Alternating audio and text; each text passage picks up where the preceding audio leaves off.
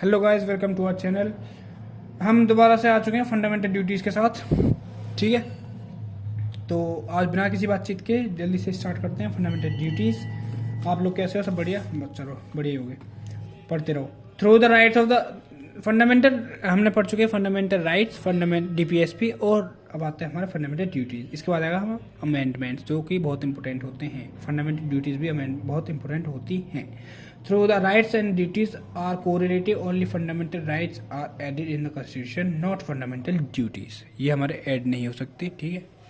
Fundamental duties never added in the constitution, only fundamental rights are added, क्योंकि DPS में आते हैं। DPSPs are duties of the state, ठीक है। वही मैंने बोला था, DPSP ही बोलते हैं ज़्यादातर इनको। 1976 में फंडामेंटल ड्यूटीज थी 10, लेकिन 2002 में हमने एक और ऐड कर दी, तो हम टोटल कितनी हो गई? 11। 76 में कितनी थी? 1976 में 10 थी, लेकिन हमने एक और ऐड कर दी 2002 में, तो अब हो गई 11। और पहले बता दो, ये हमने कहाँ से बनाई है नोट्स? सबको पता है, लक्ष्मीकांत से। आइडिया टुक फ्रॉम, आइडिया कहाँ से लिया? यूएसएसआर से। याद रखना, ये आता ही है, ठीक है।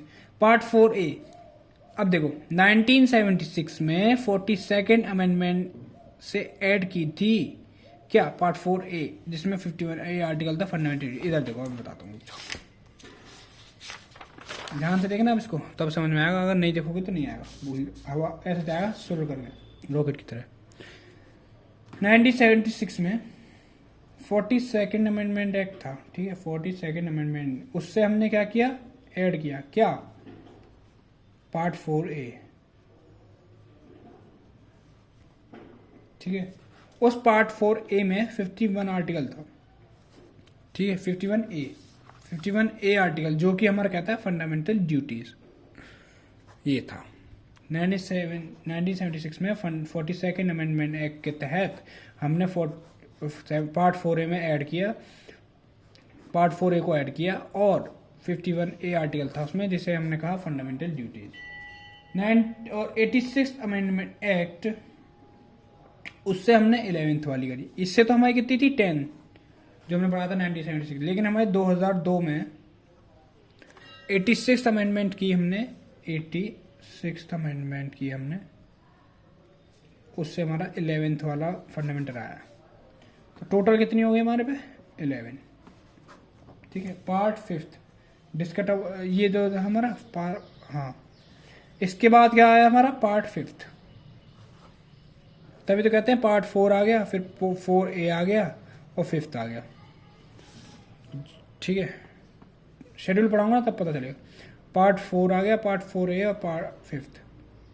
तो 4 तो हमारा हो गया था, 4 से हमने अमेंड किया, अभी जो किया 42nd अमेंडमेंट से, यही है जिसमें फंडामेंटल ड्यूटीज़ हैं।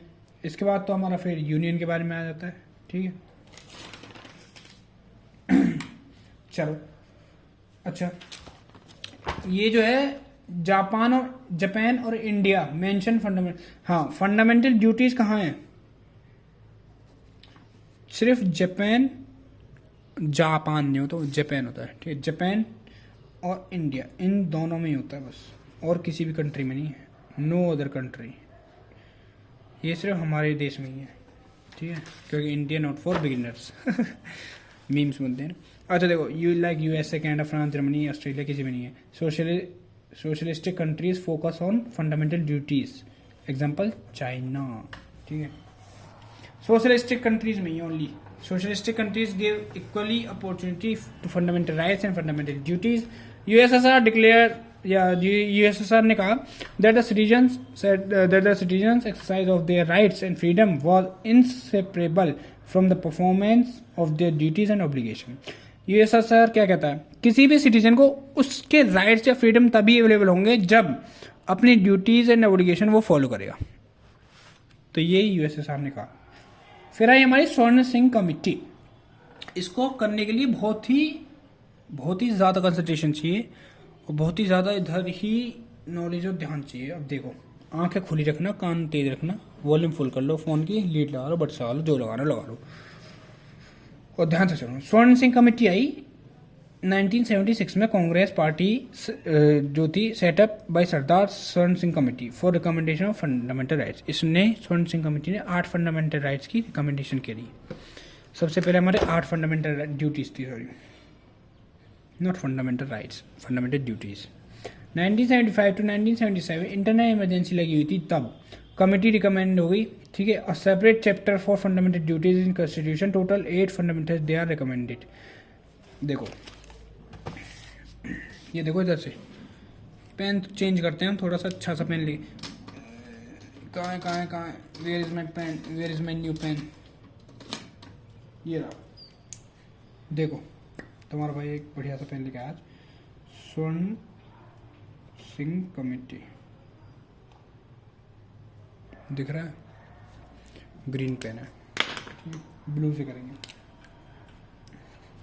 स्वर्ण सिंह कमेटी जो है रिकमेंडेड क्या करती है, रिकमेंड कि 8 फंडामेंटल ड्यूटीज होनी चाहिए कॉन्स्टिट्यूशन में, ठीक है, सेपरेट। उसमें से 8 तो हमने 5 तो हमने अप्लाई कर दी, 5 हो जाएंगी, 3 हमने हटा दी,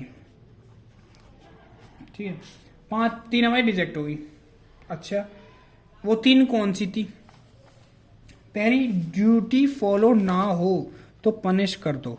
पार्लियामेंट ऐसा लॉ भी बना सकता है ये वाली कि हम ड्यूटी फॉलो कर रहे हैं और पनिश, मतलब ड्यूटी फॉलो नहीं हुई पनिश कर दिया, ऐसा लॉ बनेगा, जो कि नहीं हो सकता। क्यों? क्योंकि ये रिजेक्ट कर दी गई, ठीक है। एक ये थी। दूसरी है फंडामेंटल ड्यूटीज को इम्प्लीमेंट करने के लिए कोई लॉ बनाए एंड वो लॉ फंडामेंटल राइट्स को वॉयलेट करे तो that law shall not be question in the court. ठीक है, कितना बढ़िया है। ड्यूटी टू पे टैक्सेस, ये 3 ड्यूटी रिजेक्ट कर दी थी। उसके बाद हमारे 11 फंडामेंटल ड्यूटीज हैं जो कि बहुत बहुत ज़्यादा इंपॉर्टेंट होती हैं। अब वो 11 फंडामेंटल ड्यूटीज क्या है? इसमें नहीं, इसमें है ये नहीं, टू अबाइड माई कॉन्स्टिट्यूशन, दिख रहा है आपको ये नहीं, लेकिन मैं इससे नहीं पढ़ाऊंगा, मैं इससे पढ़ाऊंगा। क्यों? क्योंकि हमने नॉलेज, हम आपको लिख के ही पढ़ाएंगे। चलो इसी से पढ़ाते हैं, अच्छी देखो, to abide by the constitution, respect ideals of the institution, the national flag of the national anthem, ठीक है, दिख रहा है पहला। दूसरी हमारी, cherish and follow the noble ideas that inspired from national struggle and freedom, ठीक है, चेरिश करो उन सबको, नोबल आइडियाज को। और टू अपहोल्ड एंड, थर्ड कौन सी है? To uphold and protect the sovereignty, unity and integrity of India.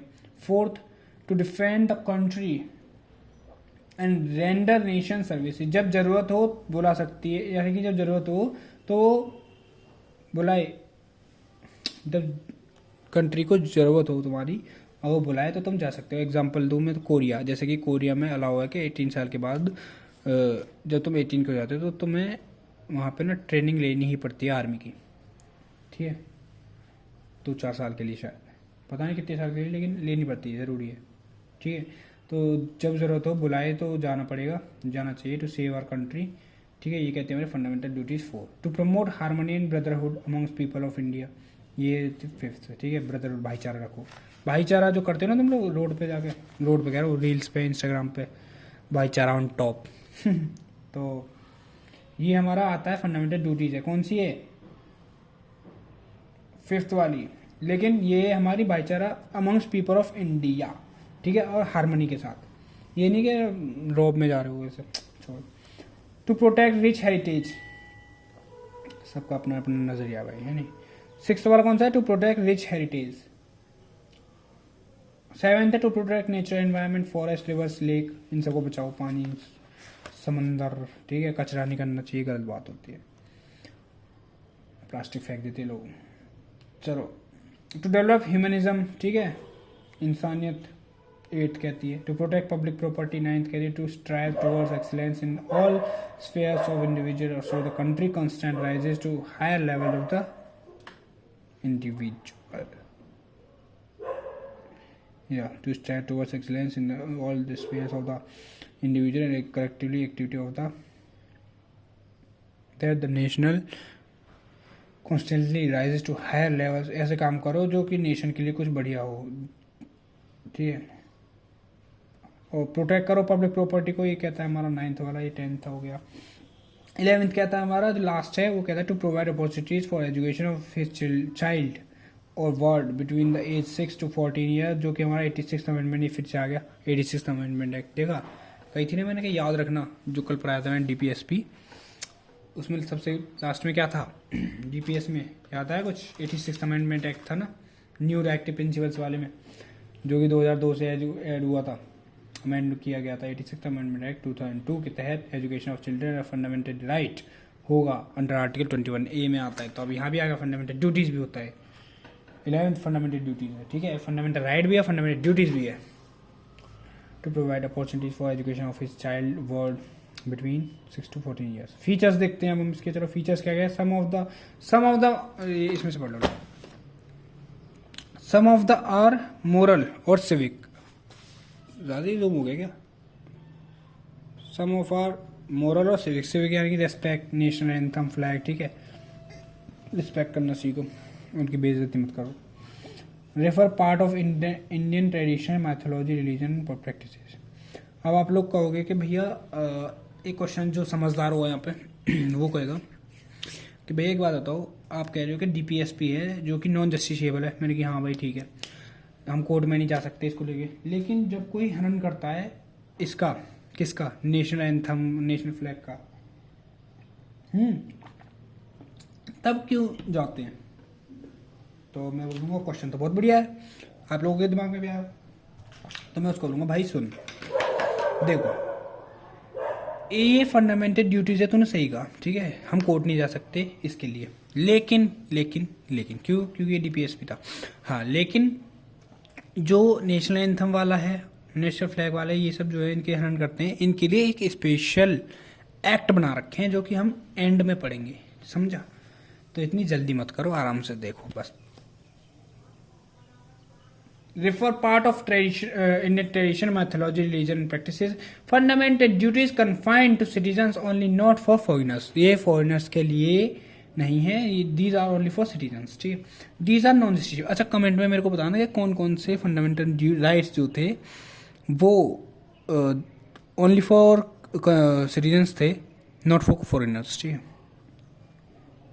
सिर्फ हमारे इंडियन सिटीजन्स के लिए कौन कौन से थे, बस आर्टिकल लिख देना कि article this this this, these are fundament, these are non justiciable, हो गया। क्रिटिसिज्म आ गया, देखो criticism, important duties are not exhaustive, like pay tax, family planning, casting vote, समझ रहे हो, वोट करवाएंगे। Some of duties are vague and difficult to understand of the for the common man, के मतलब कि ये बहुत डिफिकल्ट होती है कॉमन मैन के लिए, ठीक है, टू अंडरस्टैंड। अच्छा, नॉन जस्टिसेबल क्यों नहीं है? The inclusion in constitution as describe by the critics and the superfluous, superfluous यानी कि इसमें क्या है, wouldn't be protect environment, wouldn't be protect women if it is not written here, समझ रहे हो? अगर ये लिखा ना होता है यहाँ पे सुपरफ्लोज, सुपरफ्लोज है ना, जैसे थे क्रिटिक्स ने, जैसे कि मान ले हम मतलब फंडामेंटल ड्यूटीज़ नहीं थी तब हम प्रोटेक्ट नहीं कर रहे थे अपने वुमेन्स को और इन्वायरमेंट को, तो ऐसे अब लिख दिया तो मतलब अब जरूर है करना, लिख दिया ना उसमें इन्वायरमेंट वाले में, कहाँ गया? ये रहा, इधर देखो लेफ्ट में, ये इधर रिच हेरिटेज और रिच नेचुरल इन्वायरमेंट को प्रोटेक्ट करना, जो 7th और 6th है हमारे, तो वो चीज़ बता रहा है, ठीक है। तो ये क्वेश्चन उठा, critics said fundamental duties up in part 4 not in part 3, why it is with DPSP। जब हमने बोला कि DPSP है ये, तो ये पार्ट 4 में क्यों है, पार्ट 3 में क्यों नहीं DPSP के साथ? तो ऐसे बहुत सारे क्रिटिक्स उठे, ठीक है, क्रिटिसिज्म हुआ। अच्छा, सिग्निफिकेंस क्या आया? Citizen should not also conscious of duties they owe their countries, society and fellow citizens while enjoying rights, ठीक है। Second, serve as a warning against international anti social activities like burning flag, destroying public property and so on. Source of inspiration for citizens are promote citizens and promote a sense of discipline, commandment among them, ठीक है। Fundamental duties also used by courts to identify constitutionally, कैसे? Example देते हैं, रामलीला मैदान में जो incident case हुआ था 2012 में, they observe that common thread है इन पार्ट 3, 4 और 4th ऑफ कॉन्स्टिट्यूशन, इन्हीं से सोसाइटी अच्छी बना सकते हैं, ठीक है, सोसाइटी वाली बनेगी, अच्छी सोसाइटी, अच्छी वाली सोसाइटी बनेगी। किससे? पार्ट 3, 4 और 4 थे से। तो इसी कोड ने यूज़ कर लिया था ये, समझ रहे हो? तो सबका अपना अपना कुछ ना कुछ रीज़न होता ही है। दे आर इनफॉर्चेबल लॉ, यानी कि देखो अभी देखो, इंदिरा गांधी की सरकार थी, उसके टाइम पर क्या हुआ? उस टाइम पर सैड इंदिरा गांधी सरकार ने बोला moral value of fundamental duties would not be smoother, would be not smoother rights, ठीक है। डेमोक्रेटिक बैलेंस बना सक रहे हैं हम डेमोक्रेटिक बैलेंस बना रहे हैं फंडामेंटल राइट्स और फंडामेंटल ड्यूटीज के बारे में, उन्हें खत्म नहीं कर रहे हम, ये बोला उन्होंने। लेकिन न्यू गवर्नमेंट जो आई मोरारजी देसाई की, फंडामेंटल ड्यूटीज को हटा ही दिया उन्होंने। फिर 47 हटाया नहीं, ठीक है, हटा दिया नहीं मोरारजी देसाई, उन्होंने फिर फंडामेंटल ड्यूटीज को हटाया नहीं। 44th अमेंडमेंट एक्ट आया, फिर 1976 में इंदिरा गांधी गवर्नमेंट फिर से आई, added 42nd amendment act, also mini constitution जिसे हम बोलते हैं। न्यू गवर्नमेंट आई फिर से मोरारजी देसाई की 44th अमेंडमेंट एक्ट को 42nd वाले अंडो, उसने फिर 42nd वाले को अंडो कर दिया। 44th अमेंडमेंट, ध्यान से, 44th अमेंडमेंट एक्ट से 42nd को अंडो कर दिया मोरारजी देसाई की गवर्नमेंट ने, ये लिख रहा देखो। 44th अमेंडमेंट एक्ट के तहत हमने मोरारजी देसाई की गवर्नमेंट ने 42nd को अंडो कर दिया और या उसके अगेंस्ट सेफ गार्ड लगा दिए, या तो उसको हटा दिया या उसके अगेंस्ट सेफ गार्ड लगा दिए, ठीक है, या तो उसको डाल ड्यूटी कर दिया या फिर सेफ गार्ड लगा दिया उसके लिए। देख रहे तुम, मोरारजी देसाई की गवर्नमेंट ने बेसिकली चेंज नहीं किया उसको फंडामेंटल ड्यूटीज को। फिर आई हमारी वर्मा कमेटी, जिसने ऑब्जर्व किया 1999 में आई थी। जो आपका उस इंटेलिजेंट बच्चे का क्वेश्चन था वो वर्मा जी के दिमाग में भी आया, तो उन्होंने एक कमेटी बनाई, वर्मा कमेटी। उसके उन्होंने क्या ऑब्जर्व किया? नेशनल फ्लैग और नेशनल एंथम और डिसरेस्पेक्ट करती है, उसके लिए क्या है? Prevention of insult to national honour act 1971 पहले से ही है। अच्छा, the protection of civil rights provide for punishment 1955 provide for punishment act for offences related to caste and religion. IPC बना रखी है कौन सी? National integration of punishable offence.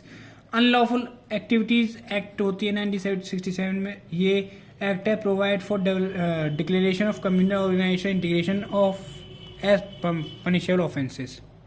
Provide for a declaration of communal organisation integration as punishable offence. Representation of, ठीक है, representation of disqualification, representation of people act 1951, ये provide for disqualification of members of parliament of state legislature. Wild life protection act 1972 for, ये बहुत आता है, याद रखना इसको, wild life protection act 1972 for prohibition trade in rare and endangered species, ठीक है, trade. The forest conservation act 1980 check indiscriminate deforestation. तो यहाँ पे हमारे फंडामेंटल ड्यूटीज भी होती हैं खत्म। तो हमने अभी तक क्या क्या पढ़ लिया? फंडामेंटल राइट्स, फंडामेंटल ड्यूटीज और डीपीएसपी और रेट्स भी हो चुके हैं हमारे, ये चारों चीज हो चुकी हैं। और जिसने नहीं पढ़े वो पढ़ लो जाके, ठीक है। अब हम जो हम करेंगे, अब वो करेंगे हम कल को अमेंडमेंट्स, कल हम करेंगे अमेंडमेंट। और ज्योग्राफी को रिवीजन में ले लो। मैं सोच रहा हूँ एक और वीडियो बना लूँ, पहले हमने बना रखी है, पर मैं सोच रहा हूँ एक और बना लेता हूँ, जिससे हमारा भी रिवीजन होता रहेगा दोबारा। जितनी वीडियो उतना रिवीजन, ठीक है। तो तुमसे नहीं हो रहा तो मेरे साथ कोई नहीं, मैं हूं ना, मैं करवा दूंगा, कोई बात नहीं। तुम बस जितना कह रहा हूँ मैं उतना करो, ठीक है, पढ़ो। अब क्या करोगे आप लोग? देखो मैं बताता हूँ अपना शेड्यूल। तुम लोग, मैंने अभी तुम लोगों के लिए वीडियो बनाई, ठीक है, मेरी पॉलिटी रिवीजन होगी, ठीक है। पॉलिटी ये सबसे अच्छा तरीका है कुछ चीज़ रिवाइज करने का, उसकी वीडियो बना लो, फ़ोन से भी दूर रहेंगे और रिवीजन भी होता रहेगा, ठीक है, और दूसरों का भला भी हो जाएगा। तो इस आईडी के साथ मैं चला हूँ 100 डेज टारगेट के साथ, शायद अब तो वो भी रह रहे हैं।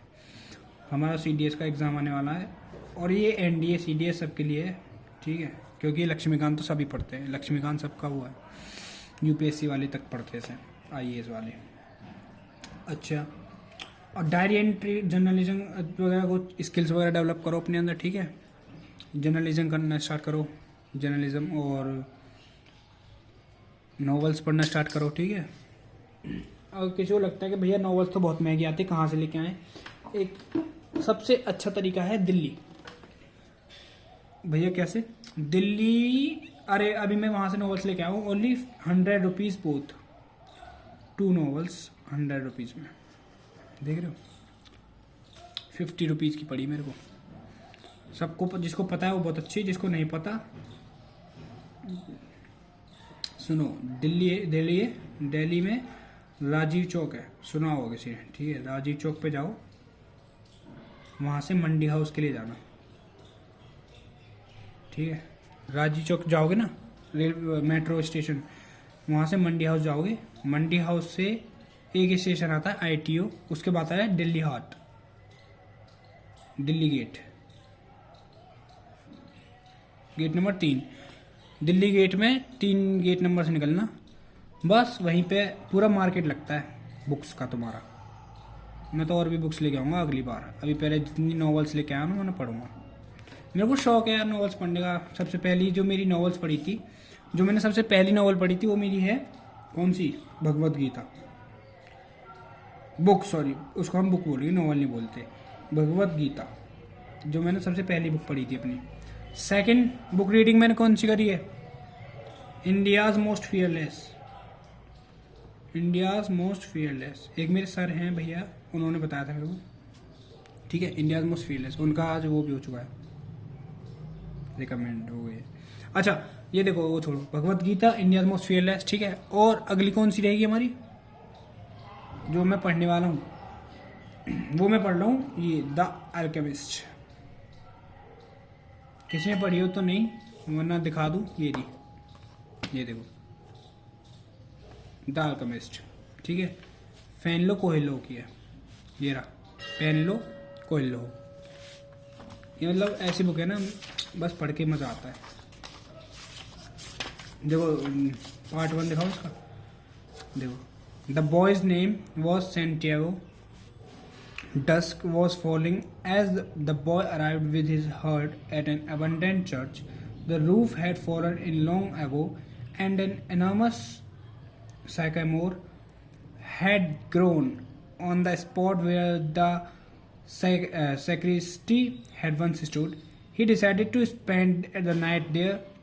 He saw to it that all the sheep entered through the ruined gate, and then laid some plank across it to prevent the flock from wandering away during the night. There were no wolves in the region, but once an animal had strayed during the night, and the boy had to spend the entire next day searching for it. ये दिख रहा है तुम्हें, head 2 बार लिख दिया। ये English पढ़ेंगे तब बताऊंगा, ये सही लिखा है, कहीं कोई सोचेगा इसमें एरर हो रही है, नहीं, ये 2 ही बार आता है। He swept the floor with his jacket and lay down using the book he had just finished reading as a pillow. पता है मेरी स्पीड भी बढ़ चुकी है, जब से मैंने वीडियो बनाना स्टार्ट किया है ना, मेरी रीडिंग स्पीड भी बढ़ चुकी है। बोलता रहता है मेरा जॉ लाइन जो है ना, जब तुम बोलोगे नहीं, फ़ोन में लगे रहोगे, ठीक है। बुक रीडिंग किस लिए करी जाती है, अपनी जॉ लाइन अच्छी करने के लिए। जॉ लाइन अच्छी करोगे तो स्पीकिंग स्किल्स अच्छी होंगी तुम्हारी, बोलना स्टार्ट करो अच्छी होगी, इंग्लिश भी अच्छी होगी तुम्हारी, ठीक है। इंप्रूवमेंट करना सीखो, यूँ नहीं कि बस फ़ोन से देख लिया पढ़ लिया, नहीं, बोलोगे जितना बोलोगे उतना रहेगा। बुक से पढ़ना सीखो। पता है एलोन मस्क की एक मैंने वो पढ़ी थी, उन्होंने एलोन मस्क ने सिर्फ बुक रीडिंग करके मिसाल वो बनाया था, समझ रहे हो। तो बुक रीडिंग बहुत इंपॉर्टेंट होती है। It improves your English, it improves your jaw line, it improves your spoken and speaking skills, and it improves your personality too. If you're reading a book which improves your personality, and you looks like a officer, समझ रहे हो। Personality change करो, ये फद्दुओं की तरह मतलब बैठे रहो। He swept the floor with his jacket and lay down using the book he had just finished reading as a pillow. He told himself that he would have to start reading thicker books. They lasted longer and made more comfortable pillows. It was still dark when he woke, and looking up, he could see the stars through the half-destroyed roof. I wanted to sleep a little longer, he thought. He had he had the same dream that night as a week ago, and once again he had awakened before it ended. He arose and taking up his crook. अब देखो ये जैसे इसमें word आया था Sycamore, ठीक है, ये हो गया। ऐसे वर्ड छाटना स्टार्ट करो। जैसे इसमें आ गया अब ये ऐसे ना, जब तक तुम वर्ड्स निकालोगे नहीं उसकी फिर सर्च करो, ठीक है। जो बिगिनर है उनसे कह रहा हूँ, वो बच्चे जो रियली में इम्प्रूव करना चाहते हैं अपनी इंग्लिश, ठीक है, तो उनको ऐसे ही इम्प्रूव होती है भाई बोलने से। I wanted to sleep little longer, he thought he had the same dream that night a week ago, and once again he had awakened before it ended. He arose and taking up his crook began to awaken the sheep that still slept.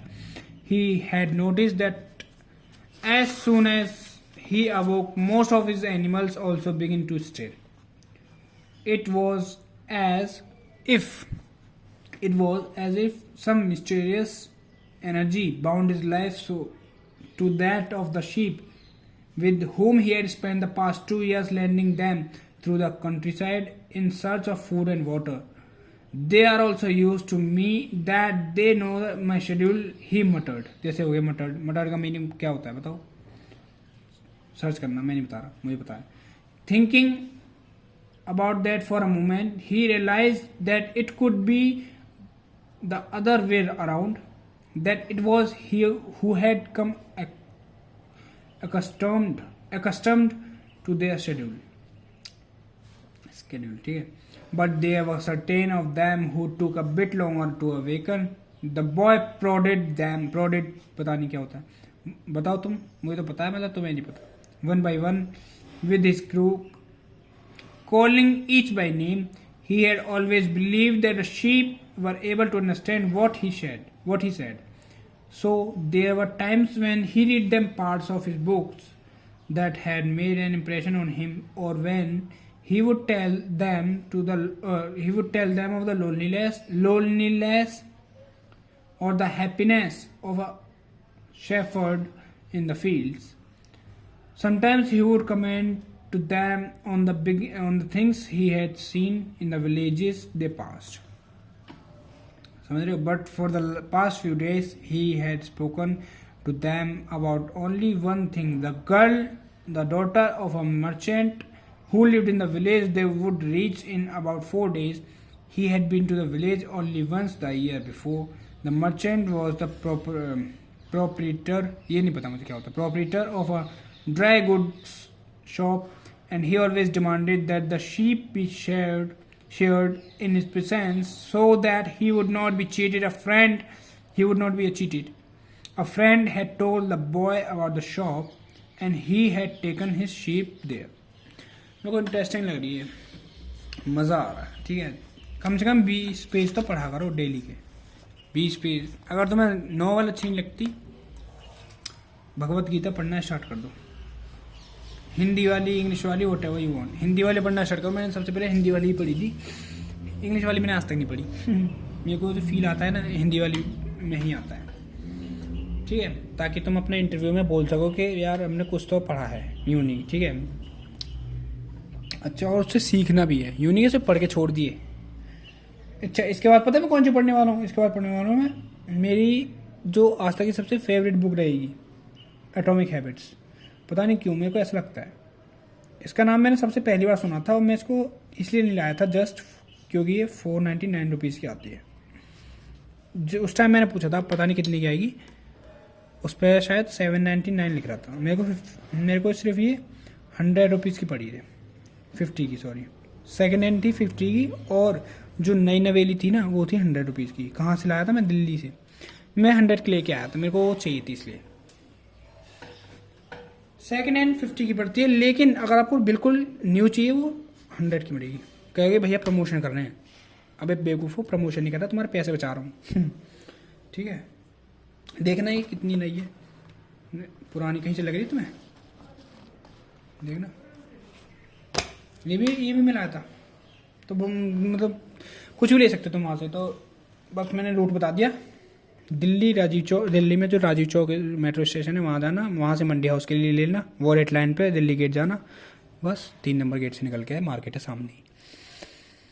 पढ़ना start कर दो, ठीक है, skills develop करो, diary entry करना start कर दो, diary writing, दिन के टारगेट्स ही लिखने शुरू कर दो कि भाई हमने सुबह से आज तक ये किया, एंड तक इंग्लिश में, इन इंग्लिश, ठीक है। अपने बारे से स्टार्ट, अपने बारे में अपने इंट्रो मत दो, अपने जीवन की लाइफ जो आप सीखते हो ना दिन में, वो लिखना स्टार्ट कर दो, छोटी सी डायरी बना लो, ठीक है। ये दिख रही है मेरी डायरी, सबको पता होगा, मैं दिखा देता हूँ, ये वाली हर बार दिखाई है मैंने, ठीक है। इसमें जो मेरे मन में आता था ना, जब मैंने सबसे पहले आई थी, देखो सब ये वर्ड्स लिख रखे हैं मैंने, कर्म करते रहो, फल की इच्छा ना करो, सबसे पहला वर्ड, पहला जो मेरी थॉट था, believe on your self first, ठीक है। नो वन केयर्स, जब तक कुछ बनोगे नहीं तब तक कुछ कोई फायदा, ठीक है, कोई केयर नहीं करता तुम्हारी जब तक कुछ बन नहीं जाते तुम। किसी को बुरा कहने से पहले खुद में झांको, सबसे इम्पोर्टेंट बात, ठीक है। मन को काबू में रखना, डिस्ट्रैक्शन नहीं करना कभी भी। हर सिचुएशन में मुस्कुराना सीखो, ये एक ऑफिशियल लाइफ क्वालिटीज़ होती हैं। Life is not your goal exam, ठीक है। ये जो, हाँ, ये चीज़, ये सबसे इम्पोर्टेंट देख लो, एग्ज़ाम और जो गोल है तुम्हारा, यही लाइफ नहीं है, ठीक है। लाइफ इज़ लाइफ, लाइफ को अलग रखो, एग्ज़ाम को अलग रखो। जो समझ सकते हैं, जैसे कि जो नेगेटिव थॉट्स आते हैं ना, इस वजह से खुशियाँ बांटने से बढ़ती हैं। मेरे को क्यों नहीं आते नेगेटिव थॉट्स? इसलिए नहीं आते, मैं लिखता हूँ भाई। अब मैंने लिख दिया कि life is not your goal, तुम्हारा एग्ज़ाम लाइफ थोड़ी है, मेरा एग्ज़ाम लाइफ नहीं है, मेरी लाइफ अलग है। It's just a part of a little bit part of my life, ठीक है, कि मेरे को कर्म करना है अपना। कर्म करते रहो, फल की इच्छा ना करो। स्टार्टिंग में मैंने फल की इच्छा करी थी, इसलिए मेरे को कभी सक्सेस नहीं मिली थी, लेकिन बाद में मैंने जब फल की इच्छा छोड़ दी, सिर्फ कर्म करा, तब मेरे को सक्सेस मिली। समझ रहे हो? सक्सेस में ये नहीं कहता, मतलब कि मेरे को पढ़ना आ गया, ठीक है, मेरे को एग्ज़ाम भी हुआ, ठीक है। अपना काम स्वयं करो, इंडिपेंडेंट।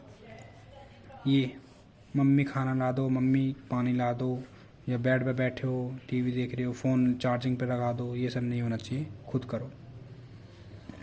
नींद पर काबू, वेरी इंपॉर्टेंट। 4 घंटे सोता तेरे भाई, तुम्हारा भाई तुम्हारे साथ जो मैं हूँ 4 घंटे, अरे मजाक करो, 6 घंटे सिर्फ, ओनली 6 आवर्स, ठीक है। 4 घंटे में तो ऐसी तेजी हो जाएगी मेरी ठंड होती ना। 6 आवर्स सोता हूँ मैं सिर्फ। कब भैया? वो जब नींद आ जाए, लेकिन 6 ही घंटे सोता हूँ, सुबह जिम जाना होता है, इस वजह से। जो पढ़ा है, ठीक है, उसे रिवाइज करो, वेरी सारे इंपॉर्टेंट पॉइंट्स हैं कि नहीं, ये मेरे सारे माइंड के थॉट्स थे, सबके मन में होता है, सबको पता होता है, बस कोई जब तक उसको लिख के तुम पढ़ोगे नहीं ना बार बार, तब तुम्हारा माइंड बोलेगा नहीं तुमसे कि भाई तू कर, ठीक है, जब तक तुम्हारा एग्जाम क्लियर नहीं होगा। एग्जाम क्या है, कुछ क्लियर नहीं होगा, तुम ऐसे फुद्दू के फुद्दू रह जाओगे। फॉरगेट योर पास्ट, ठीक है, पास्ट को भूलना सीखो, वेस्ट मटेरियल वगैरह सब वेस्ट है।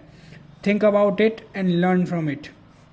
डू वर्क फॉर प्रेजेंट, और ठीक है, और शब्दों को अच्छा सुनना सीखो, हर चीज़ में डबल मीनिंग नहीं निकालते, ठीक है। Learn from it, do work for present, ठीक है, जो सिखा रहे हैं वो सीखना सीखो। प्रभु पर भरोसा रखो, भगवान पर भरोसा रखो, ठीक है, सब काम अच्छे ही होंगे। अगर पढ़ाई का रूटीन बन गया है तो ब्रेक मत करो, ब्रेक लेना ही नहीं है, जो चाहे संडे ही क्यों ना हो।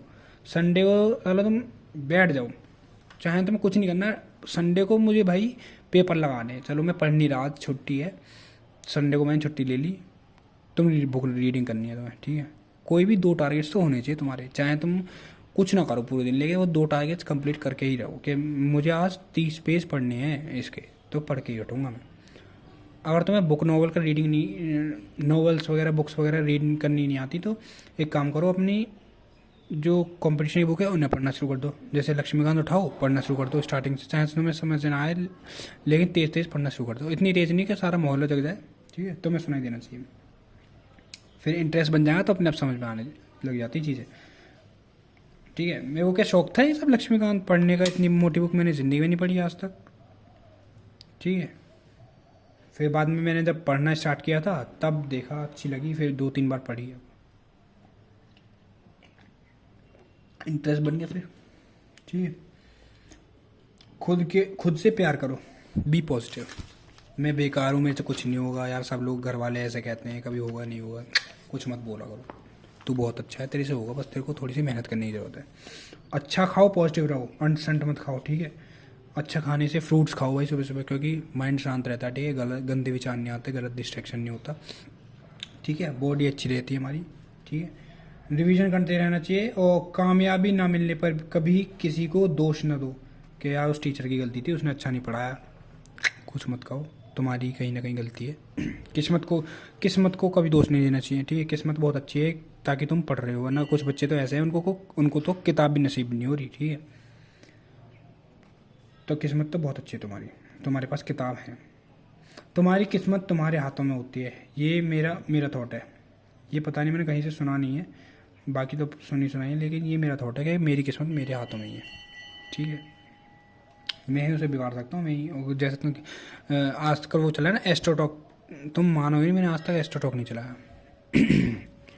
मैंने आज तक एस्ट्रोटॉक चलाया ही नहीं, क्योंकि मुझे खुद पे बिलीव है, मुझे किसी दूसरे पे बिलीव नहीं है। मैं बुरा भला नहीं कह रहा, बस मैं अपने थॉट्स बता रहा हूँ, पॉइंट ऑफ व्यू, कि मेरे को किसी पे भरोसा नहीं है। क्यों, क्या ही बता देगा वो मेरे बारे में। चल बता भी दिया तो वो मुझसे ज़्यादा थोड़ी जानता है, वो मेरा पेपर क्लियर थोड़ी करा देगा, कि बता देगा वो कि हाँ भाई तुम्हारा पेपर क्लियर हो जाएगा, मैं बैठ जाऊँगा और पढ़ूंगा नहीं, क्यों एग्ज़ाम तो हो ही जाएगा, उसने बता दिया। ऐसा थोड़ी होता है। तुम ही जानते हो कि तुम कितने कामयाब हो, काबिल हो, ठीक है। खुद से पूछना सीखो। कोई समझाए सही तो बुरा ना मानो उसको, ठीक है। अगर कोई समझाता है तो उसको बुरा मत मानो कि हाँ ठीक है, अपने बाप को मत सिखा। जो वाला सीन है ना माइंड में चलता है तुम्हारे, वो चीज़ नहीं होनी चाहिए। बाकी वर्क करना है उस पर, ठीक है। सुनो उसको ध्यान से, कोई समझा रहा है, और तुम्हें नहीं भी सीखना ना, मतलब उसकी नहीं भी सुननी, तो कोई नहीं, कामने से बस चुपचाप नहीं खड़े रहो, सुनते रहो, लेकिन उस पर अप्लाई करो, वो सही कह रहा हो। कभी गलत हो तो अलग बात है, ठीक है। कंट्रोल योर एंगर, सही जगह पे दिखाओ, गुस्सा दिखाना पढ़ाई पे दिखाओ कि भाई साहब कैसा नहीं हुआ मेरे को, आज मेरा टारगेट कंप्लीट क्यों नहीं हुआ, मेरे को नींद नहीं आ रही, मुझे करके ही हटना है, ऐसा इतना जोश चाहिए, ठीक है। चलो पढ़ो अच्छे से, ठीक है। मज़ा आ गया, मोटिवेट हो गया मैं तो इससे पढ़ के और दोबारा। चलो ठीक है, पढ़ो अच्छे से, रिवाइज करो जितना हो सके, ठीक है। मैं भी अभी सोच रहा हूँ क्या करूँ, मैं अब मैथ करूँगा। चलो ठीक है, गुड नाइट कह रहा हूँ, सॉरी। जय हिंद।